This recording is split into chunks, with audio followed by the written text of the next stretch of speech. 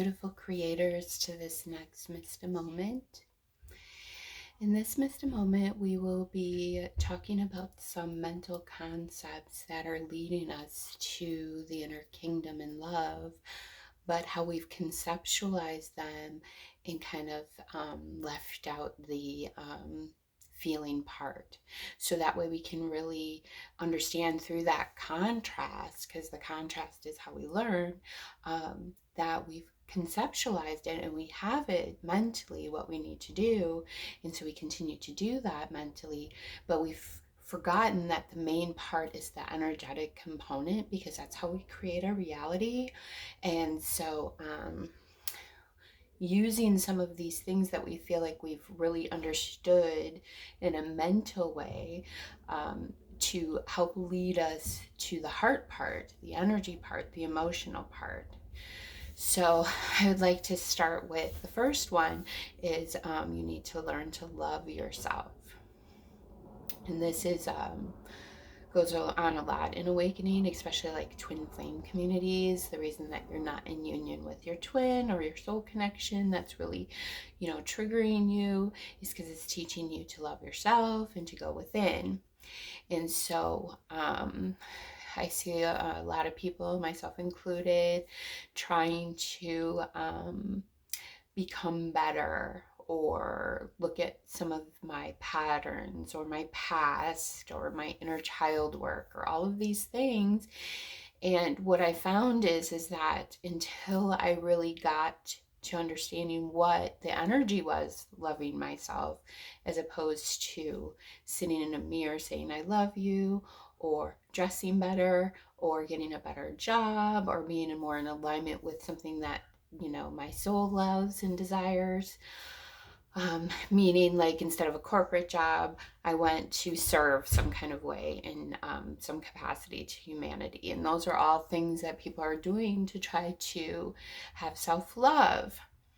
But let's take it one step further. If those things have no connection to making you feel love inside, then it's not working.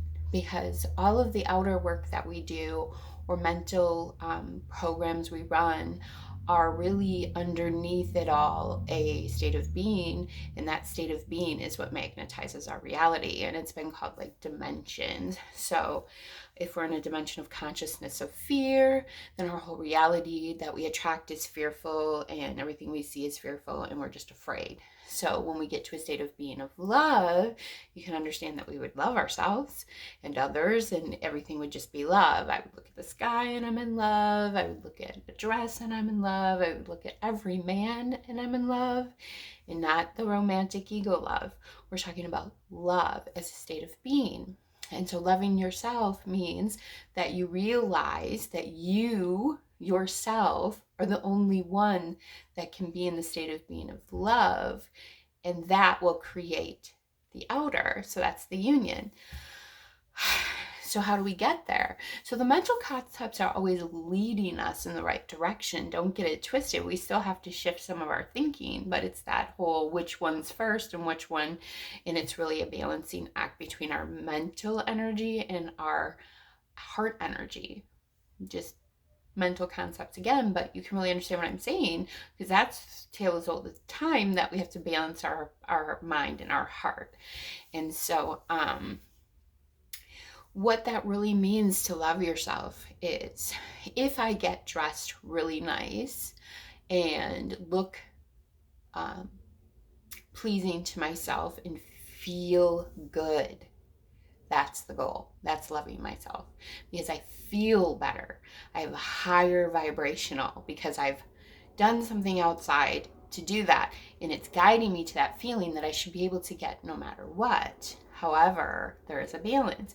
So if I don't get up in the day and fix myself up and take care of my hygiene and get out the bed and go into the sun and all of those things, I'm going to feel pretty lousy inside for the most part.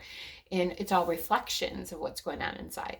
So a good way to start, so there's nothing wrong with going in the mirror and saying you love yourself, or trying to fix your hair better, or getting up every day and having good hygiene and good styling habits and things of that nature, because at the end, that's going to make us feel inside a better state of being. We've all experienced this. We know, even like getting our house clean versus a dirty house. We feel good when our house is clean. We feel pretty chaotic and icky when our house isn't. So there is outer world things that we can do to start feeling better inside. But there's the key. We are doing outer world things without realizing that these things are making us feel better, and they're only guiding us to feel better. So we're still very focused outside, as opposed to, oh, this was showing me the feeling of love for my house, for myself, for the way I look right now, for my kids, whatever. But that state of being inside is really what we have to focus on, not the outer things. So I have a lot of friends that went through this. I went through this. If our house wasn't clean, we didn't feel good. And it felt chaotic to our soul when our house wasn't clean. And so what I've taught myself and others is when your house isn't clean, go into that feeling and try to shift it to how you feel when your house is clean without actually cleaning your house. Because that's the work, y'all. So that's why I'm using this video to help you understand the feelings behind things, because it's not unimportant to use a mental concept to get us to feel better. But what we're lost in is that we should be able to maintain that feeling regardless of what's happening outside. And then the outside would stop being so up and down, dirty, clean, loving, unloving, all of those things. Because those things are happening because we're basing our emotional inside on what is outside. Let's think about that. So when we have a clean house or we're dressed to the nines, we feel really good inside. But then we get up the next day and let's say we don't have time to get dressed to the nines and we're in a hurry and our house is messy because we let it go the night before. And so then we have to walk around and we can't find nothing and we're getting ready for work and we're late and we go out the house looking like shit. And now we're upset because when we come home, we do have to come home to a dirty house. And so our whole inner state of being is just spiraling down. So that's the work, y'all. Because if we depend on an outer circumstance to dictate our inner reality and how we feel, we will be constantly in a case of duality. Duality, highs, lows. Because we're looking outside of ourselves at how we should feel. And this is really hard. Think about that. You have to walk through your messy house and still be in a state of being of love. You have to go to work knowing that you are not dressed very nice. We've all experienced this. We got up late, we rushed to work, we have a hangover or whatever it is, and we feel like junk all day. We don't want anybody to look at us, and then all of a sudden we're called into a meeting and then we have to speak, and oh my God, that's happened to me so many times. And I'm just like, oh.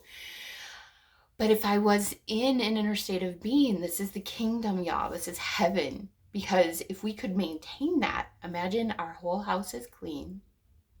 We have off for 2 weeks starting now. We just got our hair done, as my friends in Henderson, Nevada call it. We have rich people hair. I never even heard that before I moved here. And we just, we're flying inside. And we're flying because of the outer circumstances. So I hope that this metaphor of loving yourself, you can understand that loving yourself is being able to hold that feeling no matter what's happening outside of yourself. That's love, unconditionally. No outer condition can keep us from an inner state of being of love, because what ends up happening is the duality ends. Our house might get messy and go back to clean and go to messy. Our days might be, today I look like a 10, tomorrow I look like a 7, but all of these things won't change the inner state of being. And so then our reality becomes perfect because none of that stuff bothers us anymore. Because if you think about it, the only reason it's bothering us is because of the way we feel.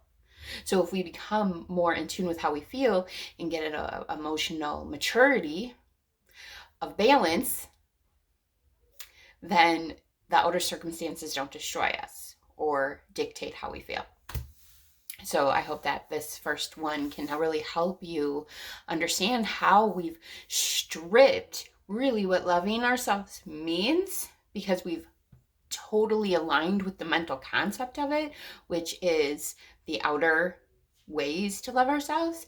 But if we don't get that inner part down, that balance of inner and outer, then we will consistently be conflicted between highs and lows, love and no love, and all of that. So I hope this video helps you, and I hope you enjoyed it. And if you did like it, please share it with a friend and subscribe. And thank you so much for watching.